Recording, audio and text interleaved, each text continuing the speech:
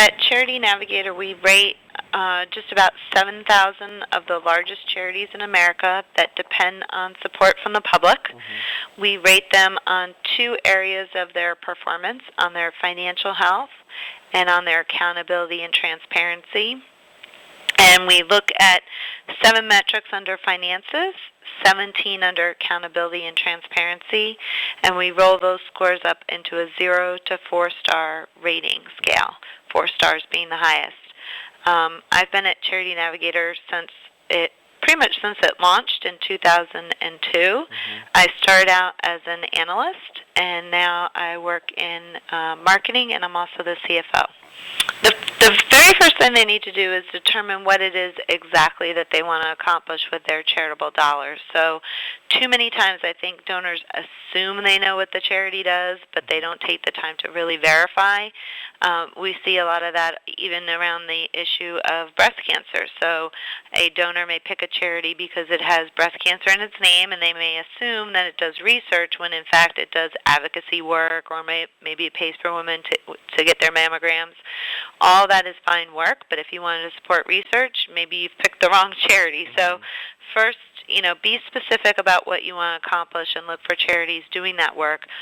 And then once you've found those organizations, you need to vet them in 3 areas: their finances, their accountability and transparency, and then also their results. Now, that's not currently part of our star rating system. We are trying to collect that data and display it on the site, but until we have the information for all 7,000 charities, we won't rate any of them on that dimension. But that has to do with the charity's impact. So, great, you made a contribution. They got their financial house in order. They're an ethical charity, but what are they actually accomplishing? You want to see some evidence that they're meeting their mission.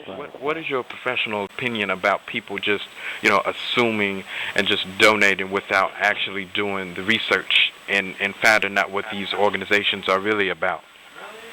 That's a perfect example of one of those situations where that's a charity that's not really doing any direct aid on the ground in Africa.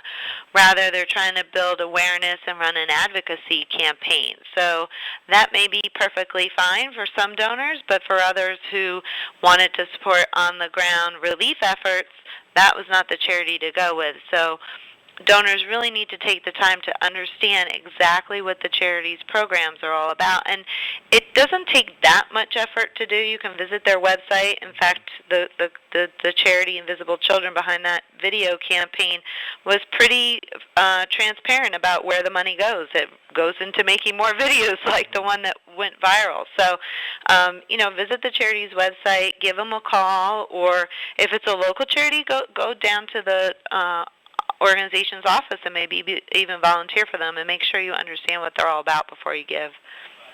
Mm-hmm. Yeah, so giving does definitely amp up at year-end, in part because of the religious aspect of the holidays and altruistic feelings. Also because people have a chance to kind of look at their personal budget, and they may find additional discretionary funds for charitable giving. And then also, not to be minimized, is the charitable tax deduction. You need to make your donation by the end of the year if you want to get that deduction on your taxes. And we, in fact, see a huge spike in activity on our site in the last couple hours of the year. So there's a lot of procrastinators out there. But and some charities report as much as 50% of all contributions are received between Thanksgiving and New Year's. So it really is a busy time. There'll be increased asks, and that will come in the form of telemarketers. And we always advise donors to just hang up on those calls, even if it is a legitimate charity. It's a for-profit firm making those calls, and they're likely to keep 80, 90, 95% of your contribution. Also, be careful of all those appeal letters you get in the mail. Really vet those groups before you're making a contribution. And then be careful online, because I think social media is very powerful in terms of inspiring donors to give. We can see these heart-wrenching stories and photos, but you have no idea who's behind that. And so rather than click through any of those, better to go to the charity's legitimate website and make a contribution there.